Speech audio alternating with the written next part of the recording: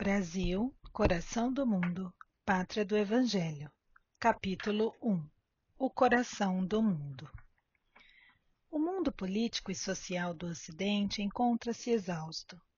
Desde as pregações de Pedro, o eremita, nota do editor. Pedro de Amiens, 1050 até 1115. Foi um monge francês e um dos principais pregadores da Primeira Cruzada. Fim da nota de editor. Até a morte do rei Luís IX. Nota do editor. Luís IX ou São Luís, 1214-1270, foi um monarca francês. Fim da nota de editor. Diante de Tunis, acontecimento que colocara um dos derradeiros marcos nas guerras das cruzadas, as sombras da idade medieval confundiram as lições do Evangelho, ensanguentando todas as bandeiras do mundo cristão. Foi após essa época, no último quartel do século XIV, que o Senhor desejou realizar uma de suas visitas periódicas à Terra, a fim de observar os progressos de sua doutrina e de seus exemplos no coração dos homens. Anjos e tronos, nota do editor. Um dos 9 coros de anjos na hierarquia celeste. Fim da nota de editor. Lhe formavam a corte maravilhosa. Dos céus à terra foi colocado outro símbolo da escada infinita de Jacó. Nota do editor. Escada que interliga os céus e a terra. Fim da nota de editor. Formado de flores e de estrelas cariciosas, por onde o Cordeiro de Deus transpôs as imensas distâncias, clarificando os caminhos cheios de treva. Mas, se Jesus vinha do coração luminoso das esferas superiores, trazendo nos olhos misericordiosos a visão dos seus impérios resplandecentes e na alma profunda o ritmo harmonioso dos astros, o planeta terreno lhe apresentava ainda aquelas mesmas veredas escuras, cheias da lama, da impenitência e do orgulho das criaturas humanas, e repleta dos espinhos da ingratidão e do egoísmo. Embalde seus olhos compassivos procuraram o ninho doce do seu Evangelho, em vão procurou o Senhor os remanescentes da obra de um de seus últimos enviados à face do orbe terrestre. No coração da Úmbria haviam cessado os cânticos de amor e de fraternidade cristã. De Francisco de Assis só haviam ficado as tradições de carinho e de bondade. Os pecados do mundo, como novos lobos de Gúbio, nota do editor. Relaciona-se à lenda de Francisco de Assis, contada no final do século XIV, numa obra de autor desconhecido intitulada As Pequenas Flores de São Francisco. Fim da nota de editor. Haviam descido outra vez das selvas misteriosas das iniquidades humanas, roubando às criaturas a paz e aniquilando-lhes a vida. Eliu, nota do editor. O autor preferiu a forma árabe, Eliu, em vez de Iléu, forma hebraica geralmente usada. Fim da nota de editor. Disse a voz suave e meiga do mestre a um de seus mensageiros, encarregado dos problemas sociológicos da terra.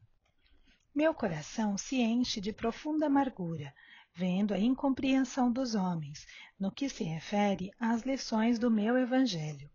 Por toda parte é a luta fratricida, como polvo de infinitos tentáculos, a destruir todas as esperanças. Recomendei-lhes que se amassem como irmãos, e vejo-os em movimentos impetuosos, aniquilando-se uns aos outros como cães desvairados. Todavia, replicou o emissário solícito, como se desejasse desfazer a impressão dolorosa e amarga do mestre, esses movimentos, Senhor, intensificaram as relações dos povos da terra, aproximando o Oriente e o Ocidente, para aprenderem a lição da solidariedade nessas experiências penosas, Novas utilidades da vida foram descobertas. O comércio progrediu além de todas as fronteiras, reunindo as pátrias do orbe. Sobretudo, devemos considerar que os príncipes cristãos, empreendendo as iniciativas daquela natureza, guardavam a nobre intenção de velar pela paisagem deliciosa dos lugares santos. Mas retornou tristemente a voz compassiva do cordeiro. Qual o lugar da terra que não é santo? Em todas as partes do mundo, por mais recônditas que sejam, paira a bênção de Deus, convertida na luz e no pão de todas as criaturas. Era preferível que Saladino, nota do editor, Salah ad-Din Yusuf ibn Ayyub, 1138-1193, sultão Ayúbida do Egito e da Síria. Fim da nota de editor.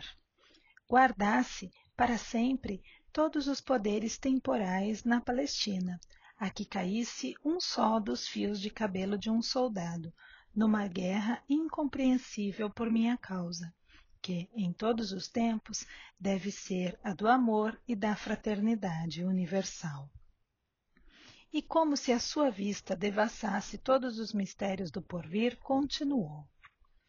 Infelizmente, não vejo senão o caminho do sofrimento para modificar tão desoladora situação. Aos feudos de agora, seguir-se-ão as coroas poderosas, e, depois dessa concentração de autoridade e de poder, serão os embates da ambição e a carnificina da inveja e da felonia. Nota do editor. Ato desleal, traição. Fim da nota de editor. Pelo predomínio do mais forte. A amargura divina empolgara toda a formosa assembleia de querubins e arcanjos. Foi quando Eliú, para renovar a impressão do ambiente, dirigiu-se a Jesus com brandura e humildade. Senhor, se esses povos infelizes, que procuram na grandeza material uma felicidade impossível, marcham irremediavelmente para os grandes infortúnios coletivos, visitemos os continentes ignorados, onde espíritos jovens e simples aguardam a semente de uma vida nova. Nessas terras, para além dos grandes oceanos, poderíeis instalar o pensamento cristão, dentro das doutrinas do amor e da liberdade. E a caravana fulgurante, deixando um rastro de luz na imensidão dos espaços, encaminhou-se ao continente que seria, mais tarde, o mundo americano. O Senhor abençoou aquelas matas virgens e misteriosas. Enquanto as aves lhe homenageavam a inefável presença com seus cântares harmoniosos, as flores se inclinavam nas árvores ciclópicas. Nota do editor. De enormes dimensões. Fim da nota de editor. Aromatizando-lhe as eterizadas sendas. O perfume do mar casava-se ao oxigênio agreste da selva bravia, impregnando todas as coisas de um elemento de força desconhecida. No solo eram os silvícolas humildes e simples, aguardando uma era nova com o seu largo potencial de energia e bondade. Cheio de esperanças, emociona-se o coração do mestre, contemplando a beleza do sublimado espetáculo. Eliú, pergunta ele, onde fica nestas terras novas o recanto planetário do qual se enxerga no infinito o símbolo da redenção humana? Esse lugar de doces encantos, mestre, de onde se vêm no mundo as homenagens dos céus aos vossos martírios na terra, fica mais para o sul. E, quando no seio da paisagem repleta de aromas e de melodias, contemplavam as almas santificadas dos orbes felizes, na presença do Cordeiro, as maravilhas daquela terra nova, que seria mais tarde o Brasil, desenhou-se no firmamento, formado de estrelas rutilantes, no jardim das constelações de Deus, o mais imponente de todos os símbolos. mãos erguidas para o alto, como se invocasse a bênção do seu Pai para todos os elementos daquele solo extraordinário e opulento, exclama então Jesus: para esta terra maravilhosa e bendita será transplantada a árvore do meu evangelho de piedade e de amor. No seu solo dadivoso e fertilíssimo, todos os povos da terra aprenderão a lei da fraternidade universal. Sob este céu serão entoados os hosanas mais ternos à misericórdia do Pai Celestial. Tu, Eliu, te corporificarás na terra, no seio do povo mais pobre e mais trabalhador do Ocidente. Instituirás um roteiro de coragem, para que sejam transpostas as imensidades desses oceanos perigosos e solitários que separam o velho do novo mundo. Instalaremos aqui uma tenda de trabalho para a nação mais humilde da Europa, glorificando os seus esforços na oficina de Deus. Aproveitaremos o elemento simples de bondade, o coração fraternal dos habitantes destas terras novas, e mais tarde ordenarei a reencarnação de muitos espíritos já purificados no sentimento da humildade e da mansidão, entre as raças oprimidas e sofredoras das regiões africanas, para formarmos o pedestal de solidariedade do povo fraterno que aqui florescerá no futuro, a fim de exaltar o meu Evangelho, nos séculos gloriosos do porvir. Aqui, Eliu, sob a luz misericordiosa das estrelas da cruz, ficará localizado o coração do mundo. Consoante a vontade piedosa do Senhor, todas as suas ordens foram cumpridas integralmente. Daí a alguns anos, o seu mensageiro se estabelecia na terra, em 1394, como filho de Dom João. Nota do editor. Dom João I, 1357 a 1437, foi o 10º rei de Portugal e o primeiro da dinastia de Avis. Fim da nota de editor. E de Dona Filipa de Lencastre. Nota do editor. Filipa de Lencastre, 1359 a 1415, foi uma princesa inglesa da Casa de Lencastre. Tornou-se rainha de Portugal por meio do casamento com o rei Dom João I. Fim da nota de editor. E foi o heróico infante de Sagres. Nota do editor. Dom Henrique de Avis, 1394 a 1460, foi um infante português e a mais importante figura do início da Era das Descobertas, popularmente conhecido como o Infante de Sagres ou o Navegador. Fim da nota de editor. Que operou a renovação das energias portuguesas, expandindo as suas possibilidades realizadoras para além dos mares. O elemento indígena foi chamado a colaborar na edificação da pátria nova.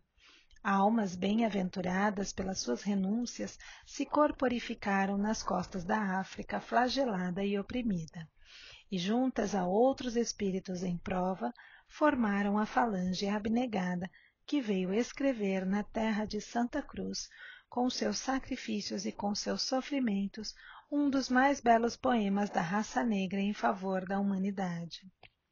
Foi por isso que o Brasil, onde confraternizam hoje todos os povos da terra e onde será modelada a obra imortal do Evangelho do Cristo, muito antes do Tratado de Tordesilhas, nota do editor. Acordo assinado entre Espanha e Portugal em Tordesilhas, Velha Castela, em 7/6/1494, que fixou em 370 léguas a oeste das ilhas de Cabo Verde a linha de demarcação que separava as possessões coloniais dos dois países. Fim da nota de editor. Que fincou as balizas das possessões espanholas, trazia já em seus contornos a forma geográfica do coração do mundo.